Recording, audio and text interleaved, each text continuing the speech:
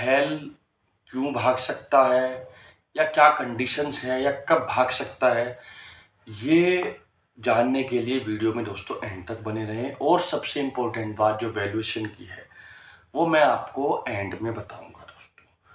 तो क्या कंडीशंस हैं वो हम डिस्कस कर लेते हैं दोस्तों। सबसे पहले मैं रिजल्ट की बात कर लेता हूँ।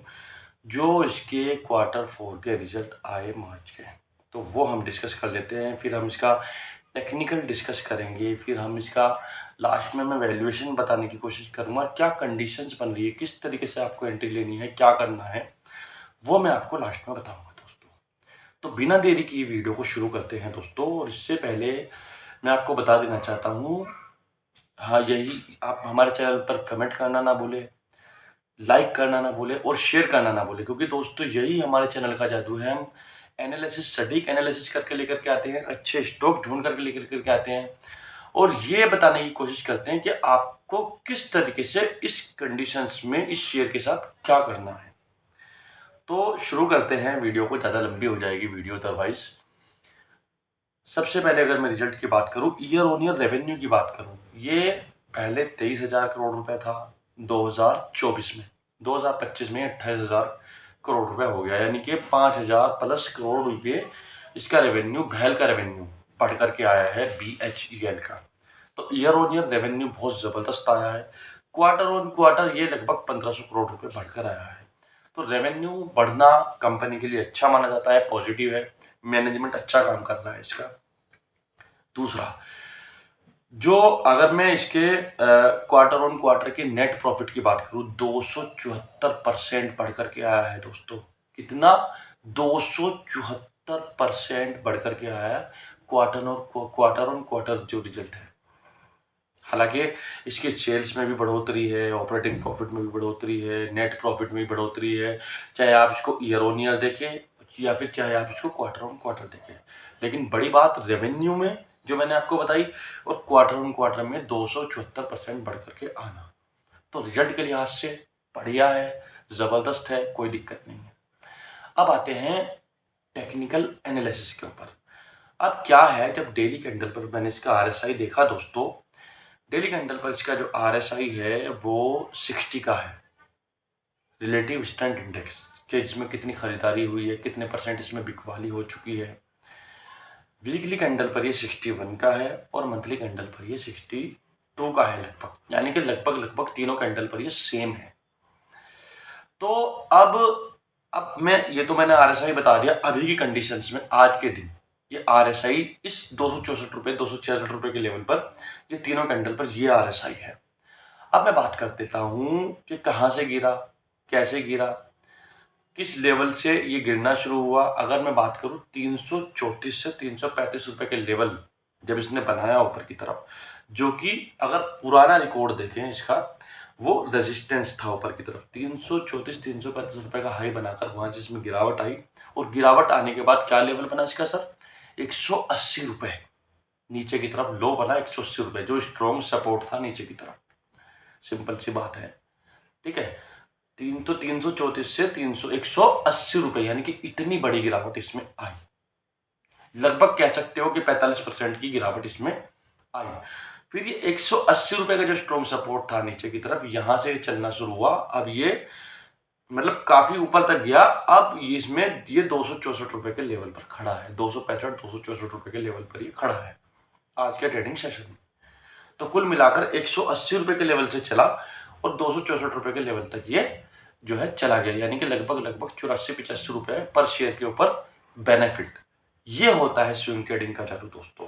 अगर कोई इंसान कुछ टाइम के लिए एक अच्छे स्टॉक्स को होल्ड करके रखता है, तो कहीं ना कहीं वो ज़्यादा अच्छा प्रॉफिट बना पाता है, और उसको ज़्यादा स्टॉक ढूंढने की भी ज़रूरत नहीं है, क्योंकि एक बार उसने अच्छा स्टॉक ढूंढ लिया, सटीक एनालिसिस आ गया, सटीक कंडीशंस उसके सामने सब कुछ बन रही हैं, तो उसको ज़्यादा दिमाग लगाने की ज़रूरत नहीं है। 2-4-6 महीने में वही अकेला स्टॉक्स बहुत सारे स्टॉक्स के बराबर, यानी कि जो ढूंढेगा, निकाल कर लेकर के आएगा, प्रॉफिट भी होगा, लॉस भी होगा, उससे ज़्यादा कहीं ना कहीं प्रॉफिट एक स्टॉक उसको दे देगा।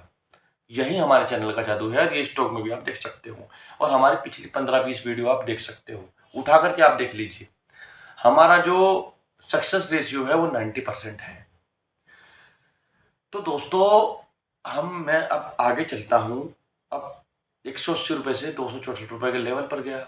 लेकिन अब कंडीशंस क्या है, ₹264 के लेवल पर गया, इतने लो से इतने हाई तक ही चला गया। हालाँकि छोटा-छोटा करेक्शन करके चला गया वहाँ तक। छोटे-छोटे करेक्शन आए बीच में, फिर बढ़ा, फिर छोटे-छोटे करेक्शन आए, फिर बढ़ा, फिर छोटे-छोटे करेक्शन आए, फिर बढ़ा। उसमें कोई मतलब कुल मिलाकर higher high, higher low, higher high, higher low, higher high, higher low, higher high, higher low, ये बनाता चला गया।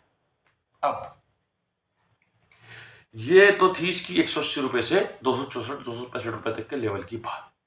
अब करना क्या है? अब मैं जो आपको बात बताने वाला था, वैल्यूएशन के लिहाज से दोस्तों, ये जो स्टॉक है 175, 174 इसका पी वैल्यूएशन दिखा रहा है। कितना? 174, 175, 175 मान लेते हैं।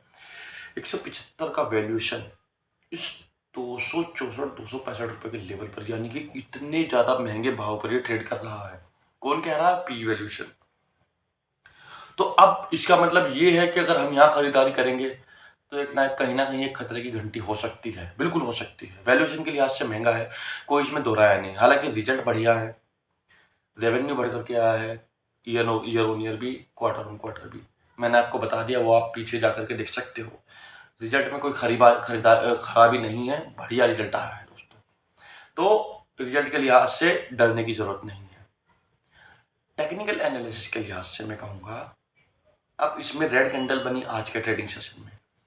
अब ये ₹264-265 के लेवल पर ट्रेड कर रहा है। अब इसको ₹250 के लेवल से थोड़ा-सा नीचे आने दो, करेक्शन आने दो, या फिर अगर ये एक साइडवेज में करेक्शन करता है, यानी ₹264 के लेवल का है और 264 से 255, 252, 250, 249, 251 इस लेवल और 264 के बीच में, 264, 65 और 250, 49 रुपए के लेवल में करेक्शन करता है, वहीं चलता है साइडवेज में, थोड़ा सा करेक्शन करता है, यानी कि 2-4%, 5% का, तो आपको छोटी-छोटी क्वांटिटी में इसमें एंट्री लेनी है।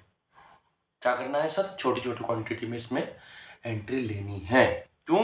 क्योंकि अगर 4-5% का ये करेक्शन कर जाएगा तो आरएसआई भी तो डाउन जाएगा ना, और जब आरएसआई डाउन जाएगा, और आपको एकदम बहुत सारी क्वांटिटी में बाइंग नहीं करनी है, क्योंकि ये चीज़ें हर कोई नहीं बताता। ये चीज़ें पेड कोर्स में आपको बताते हैं दोस्तों।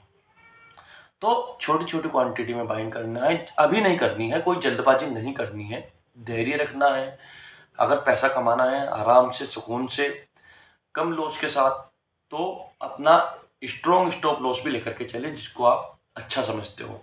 जितनी आपकी एपेटाइट है, जितना आप रिस्क ले सकते हो, मैं ये कहूँगा। तो कोई ऐसा है कि 2% का ही रिस्क ले सकता है, कोई ऐसा है कि 5% तक उस रिस्क को झेल सकता है। ठीक है ना?